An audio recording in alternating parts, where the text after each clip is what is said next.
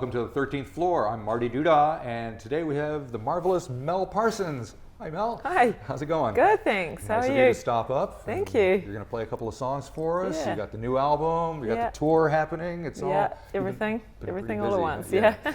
Alrighty. So the album is called Drylands, and it's a beautiful sounding record. Thank you. You recorded it in Wellington. Yes. Yeah. At the surgery. Yeah.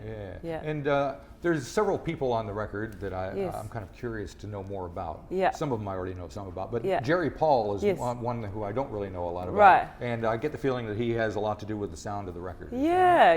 Absolutely. Yeah. Jerry is was born in Dublin, but he's a Kiwi. He's half Irish, half Kiwi, and he's toured internationally with some fairly well-known bands in the trad and folk scene for the past probably 15 years. He spends 6 or 8 months of the year touring in Europe and back in the UK and Ireland, and then a few months of summer out here fishing down in Wellington, and so I was lucky to catch him actually when I did. And what kind of bait did you use? Yeah, well that's right. A previous album, luckily. Pre-organised. Yeah, but no, Jerry's fantastic. He's a very tasteful, brilliant player, and he has a good. Has all the qualities of a great producer. Very good set of ears overall, and a great person to be around, which is crucial. Yeah, the album has a very kind of lush feel to it. Is that kind of what you were looking for? Yeah, we sort of. It's a funny thing, like we went in. We didn't sort of have a very set production style or sound that we wanted. More just that we wanted to sort of take each song and make it sound as the best it could with a nice vibe. That was quite important. So I think just to be most sympathetic to each song as we came across it, which is why there's sort of stylistically a few quite different things on there. But I mean there were a few records that we were listening to and referencing as we went along. But, such as what? Well, one in particular who I and Jerry put me onto this artist, actually a woman called Anais Mitchell. I don't know if you know her, but she's quite brilliant. She's a very interesting, quite unusual voice, but the production wise was very sparse but also sparse but lush at the same time, if that makes sense. Right. And just interesting use of instrumentation and using a drum kit not in the way that you might use a drum kit, like playing the snare with your hands or just putting beats and accents in places that you wouldn't sort of that's not the normal boom ka kind of vibe. So and I was listening to the album actually quite obsessively leading up to the recording. I don't think it sounds anything like it, but there was something about that album that made me feel really excited about music. It's more of a mindset kind of totally, thing. yeah, absolutely. Yeah.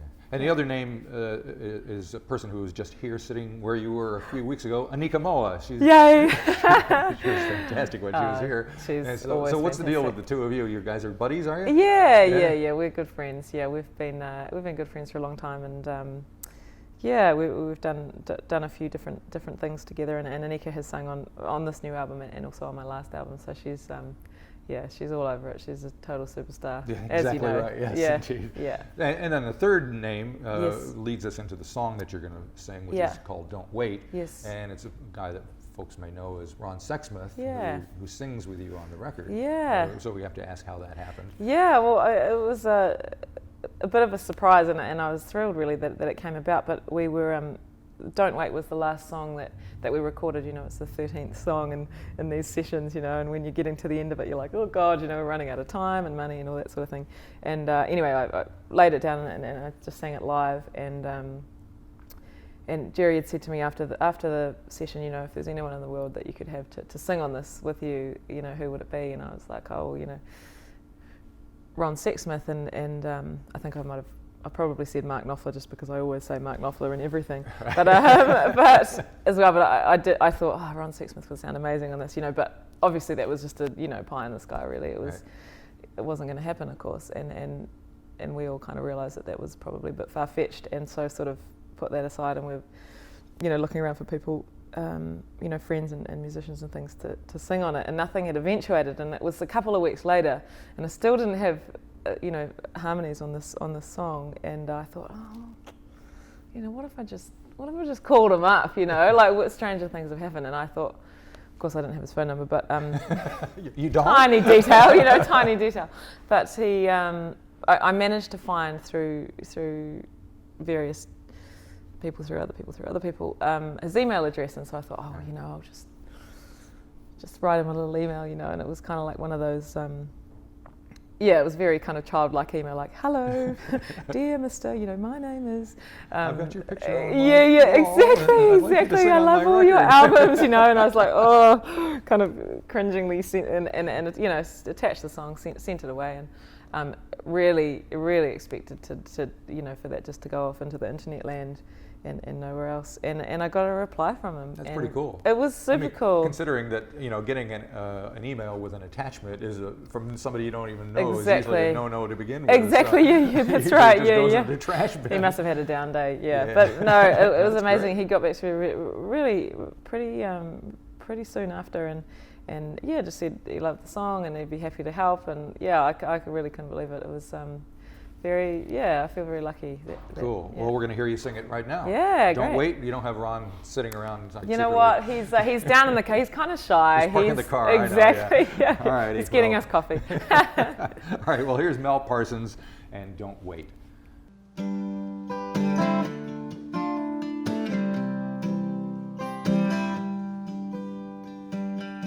Don't wait your whole life, hoping things might change. Don't wait your whole life, looking for someone to blame.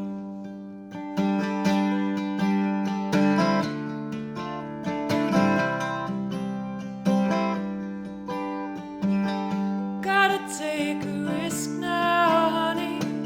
Spread your wings wide. Do what you were born for. Do what makes you smile. 'Cause it's too short to waste your time. Do things you don't wanna do. Yeah, it's too short to waste your time. Don't waste your time on blue. Don't waste your time on blue. Get across the ocean fast as you can. Get your eyes wide open and make a plan. It's all there waiting. You gotta know where to look. It's all for the taking. Just open your heart and close the book. 'Cause it's too short to waste your time. Do things you don't wanna do. Yeah, it's too short to waste your time. Don't waste your time on blue.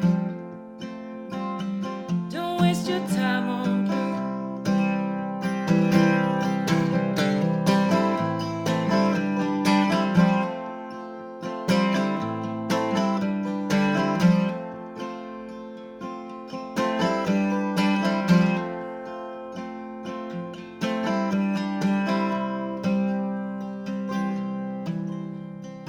Sure he treats you right, honey. Make sure he's good of heart. You don't need the damage. It'll only tear you apart.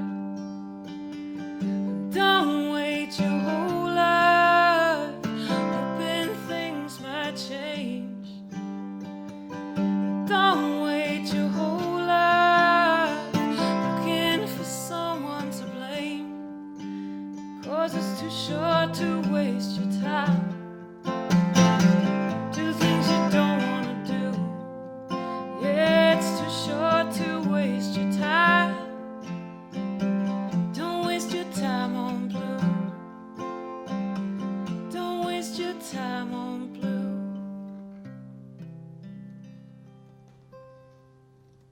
Okay, we're back with Mel Parsons. Hello again. So we've got another song that you're going to perform for us off of the album. Yep. And this one is called Get Out Alive. It is. Is there something you can tell me about the song or your general songwriting process, or how? Well, I can for sure. I can tell you about that song. It was a bit of a sidestep for me in terms of sort of genre, I suppose. It was a true story, and I had last year, right before I was a week before I was heading out on a big tour, I had a wee praying in my car, and when I say wee praying, I mean I totally wrote my car off. Totaled your car. I really totaled it really pretty bad. You know, I rolled it That's over. a wonderful understatement. Yeah, exactly. It's very Kiwi kind of, you know. Well, see, that was the thing. That was what I told my mum, that I just had a wee praying, you know, because I was like, no, mums don't want to hear that you've rolled your car, right? No. So, yeah, and so afterwards it was a very surreal, awful, but surreal experience. And Did you hurt yourself?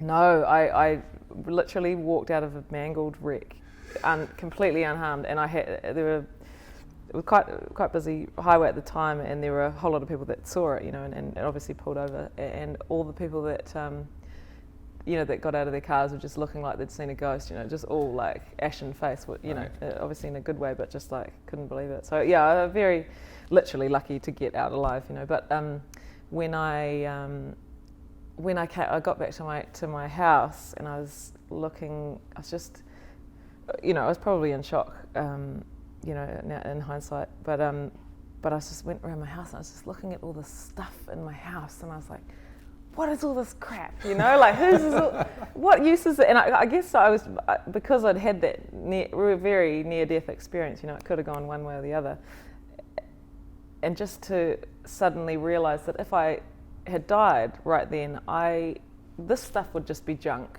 to everyone else. It's everybody. You know, and so I suddenly just had this realisation. I was like, what is all this crap, you know? And I sort of vowed that I would be less materialistic, and, you know, that lasted sort of the next week or so, and then I went back to being a normal human. But exactly, yeah. I got a new bag. But it was a funny one, why I ended up writing it, because someone said to me a couple of days later, and I didn't tell anyone about it for quite a while, because I've sort of, you know, I don't know, I was just in a bit of a state about it, and now obviously I have to talk about it because I wrote a song about it. But someone said to me, oh, you have to write a song about that, and I just thought, that is such a ridiculous idea. I think it's a good state of mind to be in, to try and kind of pare down. Yeah, Although yeah. you're talking to a guy with 25,000 records, so, you know, you have to draw a line somewhere. They're not going anywhere, but absolutely. Other stuff, you know, you just kind of going, well, I don't need that stuff anymore. Yeah. Because stuff kind of becomes an anchor around you. Oh my God, yeah. And it was just that, it was a weird, I'd never had that before, where I just suddenly thought, oh my God, all this stuff, if I died, somebody would have to sort through this. Like, this is all just like 90% of it is going to the op shop. Nobody would wear my clothes. Nobody would, you know, like, what is all this, you know, what are all these useless shoes and all this stuff. I like shoes. Anyway. Alrighty. Yeah. Well, let's listen to the song. This is Get Out Alive.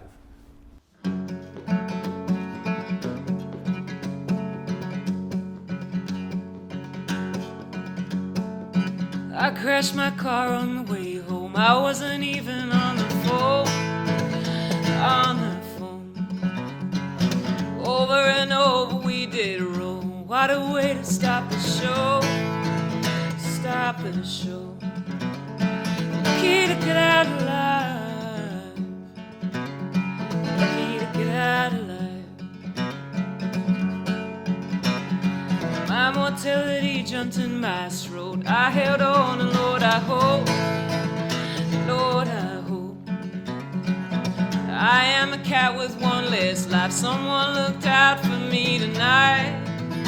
Me tonight. Oh, oh, oh.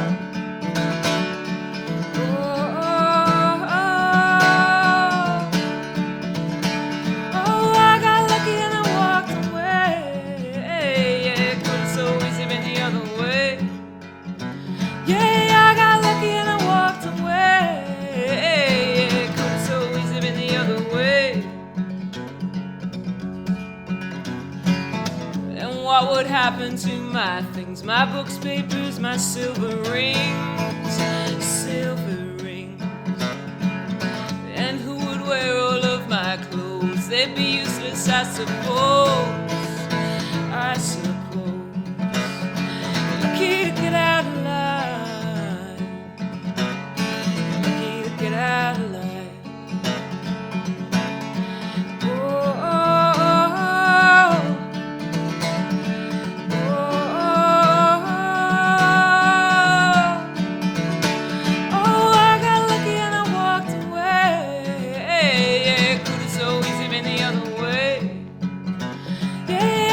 Lucky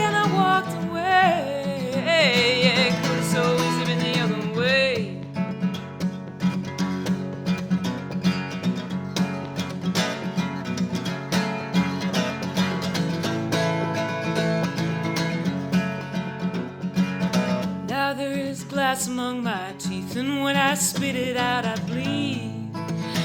Oh, I bleed. I got a good knock to the head. I could just as well be dead. Well, be dead. Oh, oh, oh.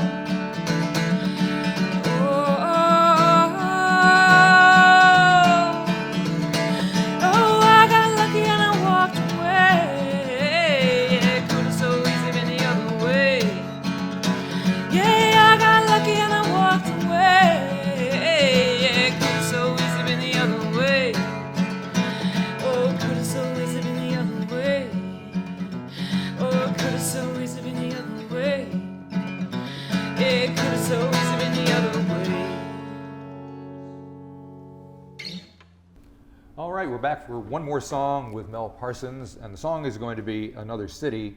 And listening to the album as a whole, it feels like a kind of road album anyway, a life on the road kind of thing, which, you know, has been done a lot of times. Of course, you know, yeah. There's been a lot of Turn the Page, Bob Oh my Seger, God, all that I know. stuff. It's such Yeah. a gruesome, horrible thing to be on the road, whereas Yeah, everybody yeah. else thinks it's romantic and I know. glamorous and all that. Yeah. But I must say I was impressed with your view of life on the road and your depiction of it, which, because, I mean, like I said, there have been a lot of things. course, yes. And so I wanted to talk to you about your life on the road a little bit. Yeah. You know, is it, I mean, it seems like it's an awful tough thing. It does. It's Especially if terrible. you're trying to have It's a really personal terrible. life and a Yeah. family and all that stuff on the Yeah, top of it. So, it's interesting. Yeah, it's sort of, yeah, it's funny that you say about the. I mean, it's one thing if you're Rod Stewart and you're cruising around That's in a right, jet and they're you've flying got you from everybody one to doing the other. everything, Yeah. but, yeah. I mean, mine is quite similar to that, obviously. But of course. Your no, hair is better though. Yeah, thank you. Yes. Score. Yeah, it's sort of. I mean, I love it. It really, I feel. I suppose I've been working for a lot of years at, you know, at being a songwriter and a performer, and now I'm at a point where I'm touring a lot and starting to get overseas and starting, you know, slowly. You know, it's a slow process, but slowly but surely building audiences and that sort of thing, and you know, which means that you can be playing at better venues and all that sort of thing. So I think, yeah, that side of it. I mean, I love it. I really love performing, and to be performing, you have to be touring. Really, you know, unless you, like my grandma said to me once, "Oh, couldn't you just play, you know, shows here in the local area?" Yeah, and it's like, well, you lots know of places, what? right? Yeah, I would love it if, you know, I would love it if people would fly from around the world to see me perform, but I don't think it's going to happen at this stage. So, you know, I have to get to them. But no, it's great. You know, sometimes people say, "Oh, you must get so tired," and you do. Yeah, sure, you get tired, but you know, you probably, people are exhausted and tired when they have kids and when they do other busy jobs. So it's kind of just a different version of a busy job, you know. It's yeah, I definitely am grateful for what I'm able to do, that's for sure. Yeah. And are there any particular places that you've been that have been amazing or completely miserable, or do you Yeah, want to go back again? there's a mix of all of them, you know. Like I don't think I've had any awful, you know, places that I wouldn't go back to. Really, I feel like every time I go somewhere, it just makes me want to go back there, and then I get sparked off for an idea for somewhere else. You know, I want to go here and there. It kind of, the more you travel, the more you want to travel. You know, but yeah, I've just come back from Canada just now, and I had a week in the States as well, and loved it over there. Really great scene, really established, and it seems to be a good fit for what I do, you know, for my music, and a good audience for that. So is being from New Zealand kind of a passport in, like a way in? You're going, holy mackerel, you're coming from New Zealand? I think a little definitely. bit, you know. Whereas yeah. if you're coming from Albuquerque, nobody cares, right? Of course. I mean, it's the same vice versa. You know, international artists come here and we're like, wow, you must be good. You're from overseas, you know. Right. So definitely, you know, when it's definitely sort of sparks up people's interest for sure. You know, oh, the Kiwi, you know. So yeah, that is for sure. You know, hopefully. I'm sure they'd spot you out if you didn't have the show to deliver after that. But yeah, it definitely helps for sure. It opens the door. Yeah. And speaking of touring, Yeah. you have this big tour coming up right now. Yeah, Starting yeah. at the Tuning Fork tonight, Yes. and then Yes. how and many then dates are you carries doing? on for 1,000 years. No, we are 23 on this tour. 23, Yeah, crikey. yeah. So yeah, that's 5 weeks. So I've done tours this long before, but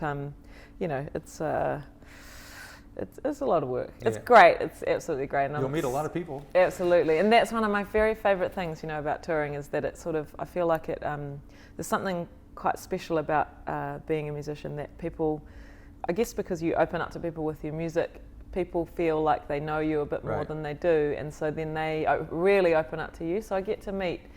Yep. Well, I mean, speaking for myself, I'm terrible at like talking to people, small Yeah. talk, horrible. Yeah. But I have no problem walking up to musicians that I've just seen and feel like you know them, and you can say Totally. anything you want to, or sitting down and talking to you, or whatever. Exactly. Yeah, no yeah. problem. So, But it's a quite real a thing. special window. I feel like it's a really special window into people's kind of worlds, Yeah. and they really open up. And I love that, and I feel lucky that I get to do that on a pretty regular basis. All right. Well, good luck Yeah. on the tour. Thank you. We got one more song. Is there anything you need to say about Another City before we hear it?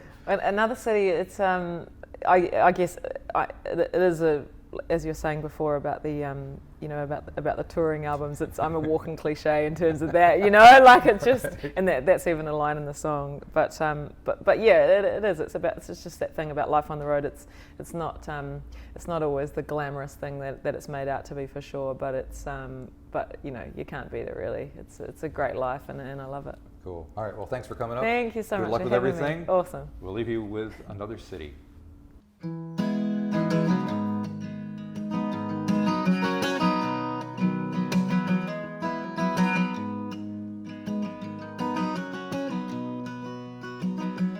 All these songs about life on the road.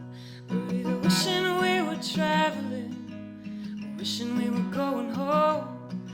I drag this heavy suitcase down another alleyway, wondering how the crowd will be, wondering if they'll pay. Another city, another town.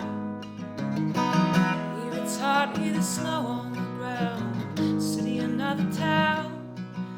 My feet don't touch the ground.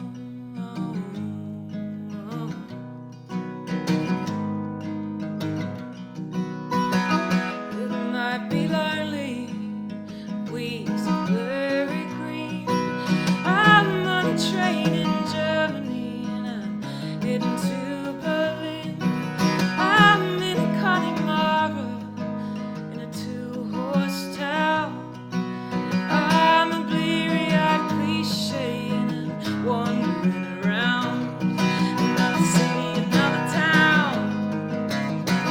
Here it's hot, here there's snow on the ground. City, another town. My feet don't touch the ground.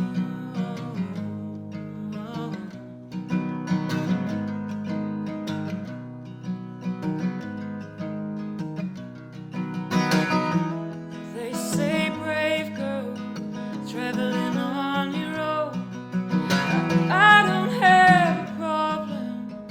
Early seeds were sown long time ago when I didn't speak the language. I was young and I was angry, so far from home. Another city, another town. Here it's hot, here there's snow on the ground. City, another town. My feet don't touch the ground.